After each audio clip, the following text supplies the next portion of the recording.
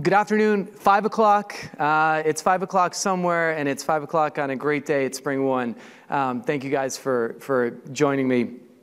I do a lot of transformation talks. I read a lot about digital transformation, and a lot of the times when I do that, every article kind of starts the same way. You know, the world is changing. If you don't change, you may face extinction. And I thought, well, I'm going to be coming to a conference and doing a talk on transformation. How can I come up with something a little bit different? And here's some good statistics I read the other day, which of course I'm going to take credit for. 9 out of 10 companies will see a stall in their revenue. Yet only one of those companies is going to actually recover from that stall. Only one of those companies.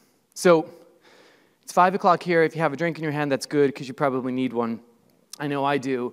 And if you don't, it's probably because you're already on the way in your transformation movement.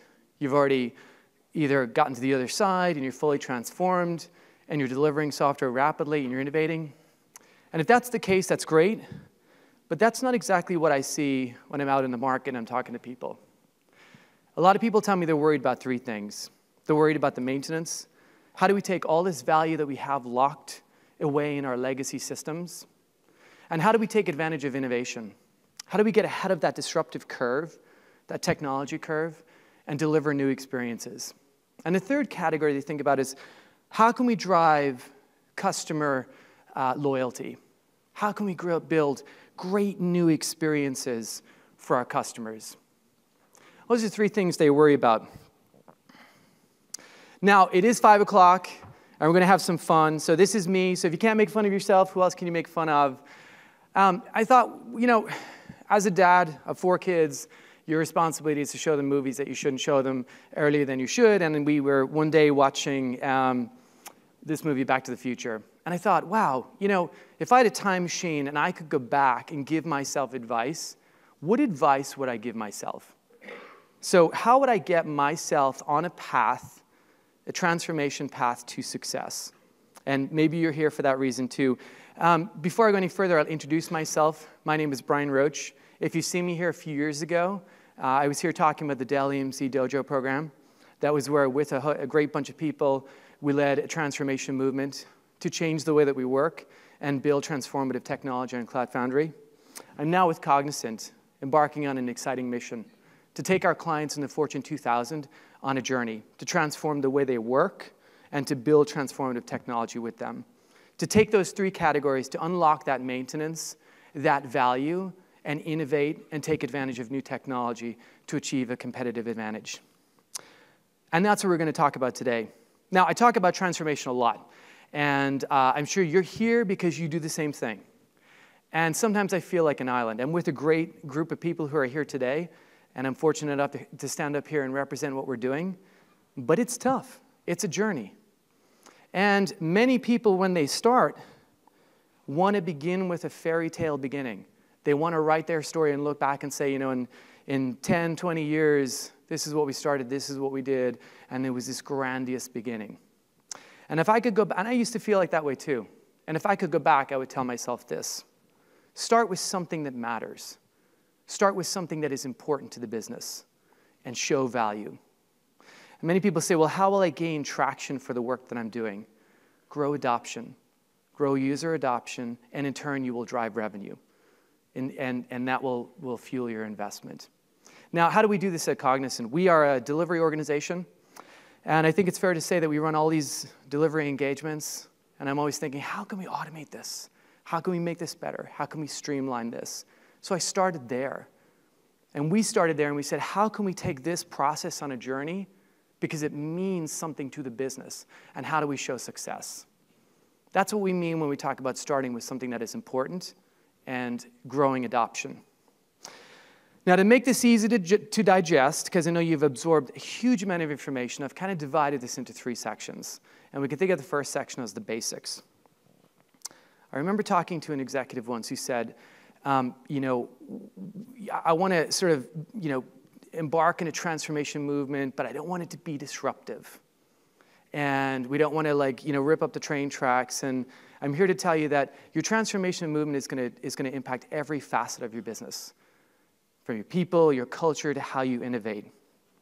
And so it starts with, what are the expectations of people in the market today? Has anyone ever been through an interview where they ask you, tell me about a time? You know, have you ever had this, tell me your greatest weaknesses, right? And like the ridiculous questions, almost insulting. My greatest weakness is I work too hard. I'm married to my job. I like to work on the weekends. I don't know how to take a break. I don't know about you, but I find them highly insulting, right? And I will tell you that our product managers, our developers who are very special, we look for full stack engineers, we look for people who are practitioners, they find it insulting too. So it begins with your interview process. How do we attract, find, and retain great talent? We ask them to conduct a coding interview. If you're a developer, sit with us, code with us for 30 minutes. We want to understand if you get the fundamentals of computer science, and you will work together with other great people who want to solve customer problems or real needs. Our product managers go through the exact same process. Now, we have a training and enablement program. Anyone familiar with PAL here? The pivotal? OK, great. Good, everybody. So we put our developers through this program. Why? Because we want them to have a good foundation of knowledge, of technology.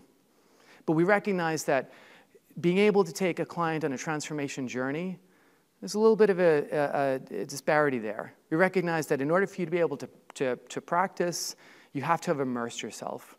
If we're going to work with our clients, we want to ensure that we are knowledgeable, that we've been to the other side, and we can come back and then lead them through that transformation. So we recognize that PAL is a wonderful start and a great foundation, but insufficient to prepare them for the trials and tribulations of doing client engagements. So we immerse them in our Cognizant Labs locations. Recognize the talent in the market and meet them with their needs. Now, if you heard me talk a couple of years ago, if you've seen my talks on the web, you will have heard me talking about extreme programming, Eric Ries, running lean. And a few years ago, I talked about beginning with pairing. Pairing leads to test driving our software, to build, measure, learn, building MVPs, defining value, and identifying, are we on the right track to solving our clients' needs or our customers' needs? These are still important, and I still recommend that you start here. I'm a big fan of extreme programming. Sorry if anyone doesn't like it. I'm a big fan of running lean and lean startup because I've seen the benefits. All right, now, you can't go anywhere online without reading articles about open. Anyone work in an open, modern office? Cool. So, you know, on one hand, you'll read an article that says it's great and it's fantastic and it drives violent collaboration. And then on the other hand, you'll say, well, people get sick all the time and it's very disruptive. We have evolved our thinking around offices. We know that you're going to participate in different kinds of work. There will be occasions where our developers and our teams will need that continuous collaboration, okay, the ability to talk to each other without any impediments in the way. But we also recognize that we're going to need some whisper zones, some places where you can isolate yourself.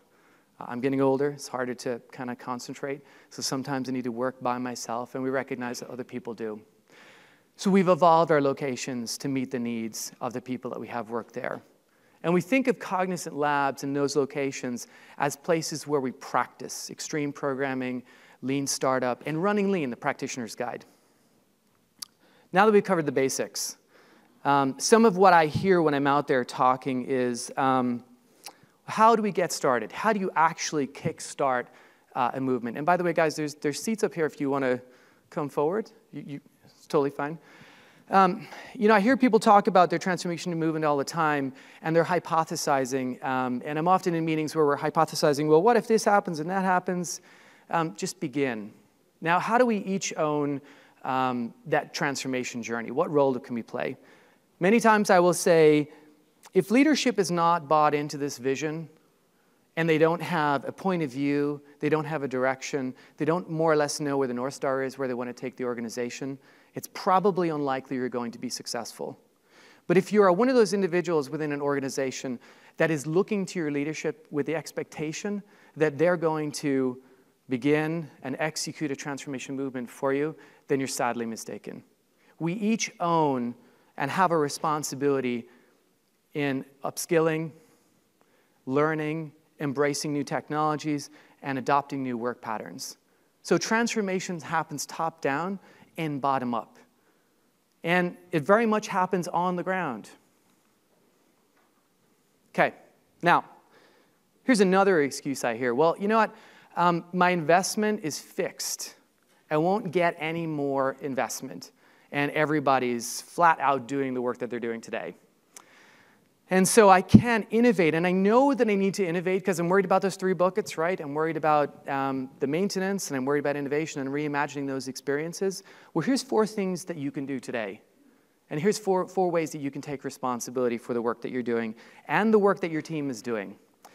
So we're all familiar with Cloud Foundry. We've all heard the value line conversation.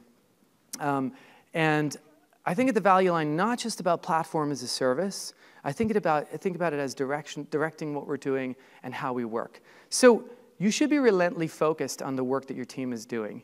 You should be ruthless in ensuring that any of the work that you're doing is core to your mission as a team. So if you're building X functionality for a client, or you're building an onboarding tool, or whatever it is, whatever your mission is, you should be ruthless in ensuring that you're only working on what's important for your team.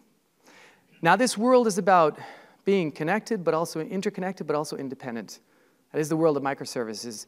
But it's also about accountability. And many times we have expectations, we have requirements on other teams, and we fix the wrong problem. Okay? And so we know that we have to meet our goals. And so if they don't deliver or honor their commitments, we're going to fix that. You should stop doing that. We should hold people accountable to their deliverables. Now, this happens to me. I have 2 reactions all the time. I go around the organization, or I wake up in the morning, I have a great idea, and I think nobody else has got this idea. It's the next big thing. And I spend 20 minutes, and then I find someone else is already doing this. And not only did they have the idea, but they're executing on it. Anyone in a big company have that happen? You meet a team, and they're doing the exact same stuff, right? And you think, wow. You know, first of all, you're excited because you think, wow, it was a great idea because someone else is doing it too, right? Not so if you drive user adoption, then it's a great idea. But the premise here is we want to stop duplicating work across teams. We want to bring people together in communities so that we can focus on end user value.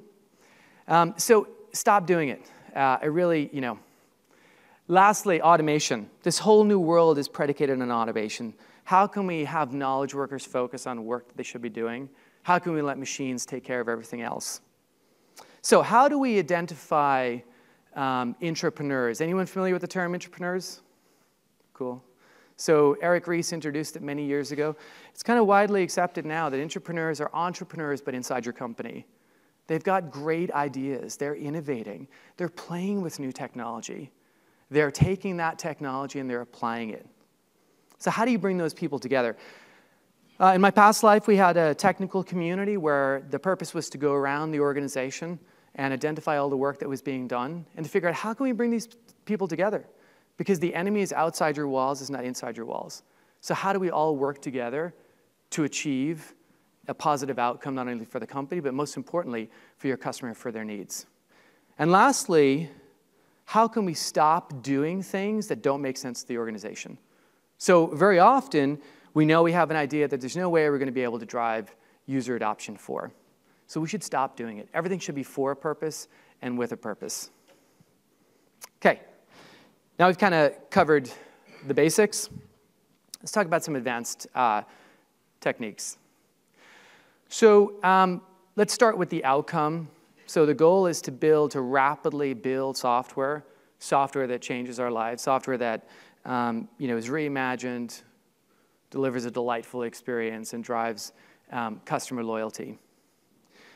And for me, that used to be design thinking. Anyone familiar with design thinking? It's kind of you form a hypothesis, right? You have an idea. If we built this, it would make us successful. It would solve customer problems, customer needs. And inherent in that process is experimentation. So you're pivoting, you're persevering. So you have a hypothesis, you're trying to prove or disprove it, you're building something and you're putting it out there. A few months ago, I met a company in New York City, Red & Associates, and they introduced me to sense-making, anthropology. Anyone familiar with sense-making anthropology? The study of human civilizations. How do we become who we are as a civilization? How do we become who we are as a people? Why do we vote the way that we vote? We study people. So I'll give you an example. Let's say a motor company comes and says, hey, we're losing the war on the inside of the car. We know luxury is really important, but we're not obviously hitting the mark. Design thinking might form a hypothesis and study the inside of the car. Sense making will study luxury. How does luxury make you feel? If you like Louis Vuitton or high-profile brands, why do you like those? What is it about that you like? Now, what is remarkable to me as someone who has been so in tune with and used design thinking for so long is that it leads to more predictable outcomes. So when you pair sense-making, anthropology, with high-powered engineering teams working in a DevOps manner, the result is something that hits the mark, delights the user, and delivers better results or higher results. So for me, if you haven't, for me it was groundbreaking. It sort of opened my eyes after being in this space for a while. If you haven't looked at it, I recommend that you do. And we even have an offering that we call Insight to Code. Now, two things that I hear all the time, or I read all the time, is every company wants to become a software company, right? People heard that, and failing fast. And all too often I meet people who say, well, failure is great, right? Failure is a good thing. Sure, it definitely is. If you're employing learning cycles. So if you're building software and you're failing fast, meaning you're getting it through your integration pipelines, everything is automated, and you're putting it out there, that's great. That's a great example of failing fast. An example of poor failure, the failure we want to kind of avoid, is quarter over quarter, year over year, we're watching our revenues decline. That's failure for your business. So we want to employ learning cycles. And how do we do this? I just had a conversation with a gentleman right before this. Start with something that matters to the business. Start small. Don't try to boil the ocean. Start with a team of people and execute and show results. That's going to be meaningful for you, for your organization. It's going to show success, and it's going to work out the kinks. Very often we talk about how do we embark in this scaled transformation movement. Just start small. Just get started today. Don't wait.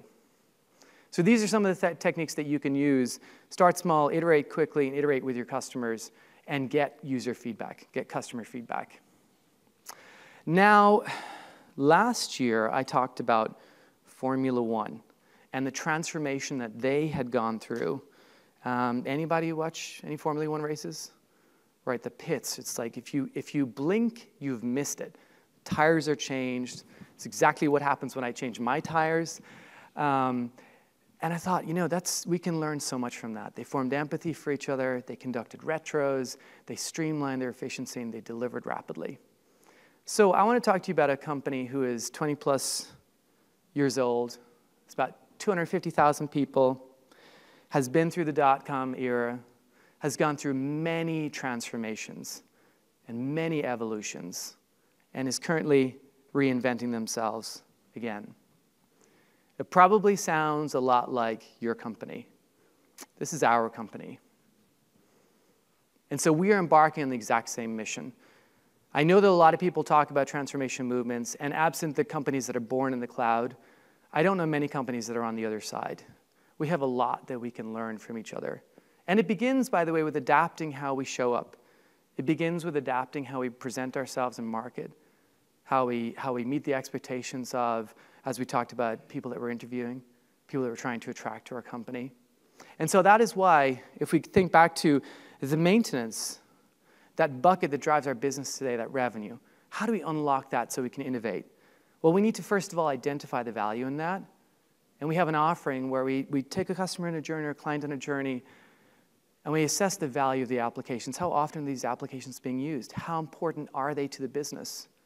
What is their fitment to land in a 12-factor environment? How could we transpose that value into a cloud-native context?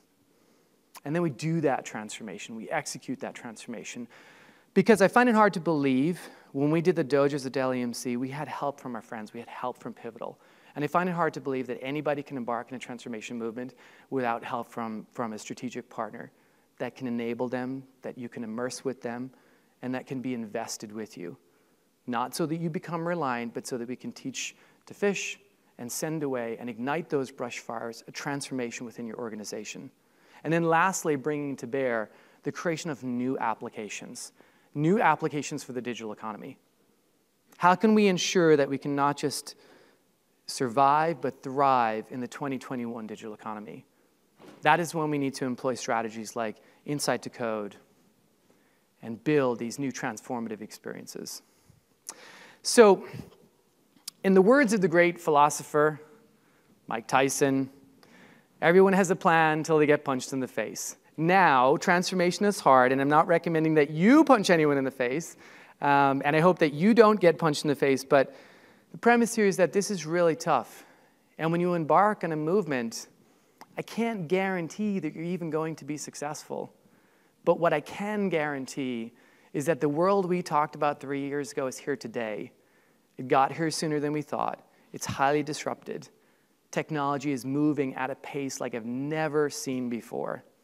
And so if you don't do anything, if you don't transform yourself from the inside out, if you don't embark in a transformation movement, start small. Take a client, take a process on a journey, and show results. If you don't do that, I guarantee you're not going to be around. And I said it 3 or 4 years ago, in the process, you get to transform your team, you get to transform your company, but most importantly, you get to transform yourself. You get to embrace new technologies, new work patterns. You get to disembark from that old way of working.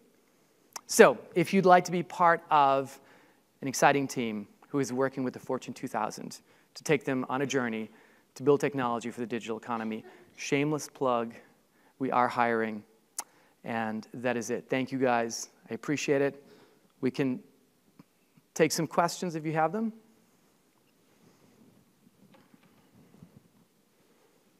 Nobody has questions.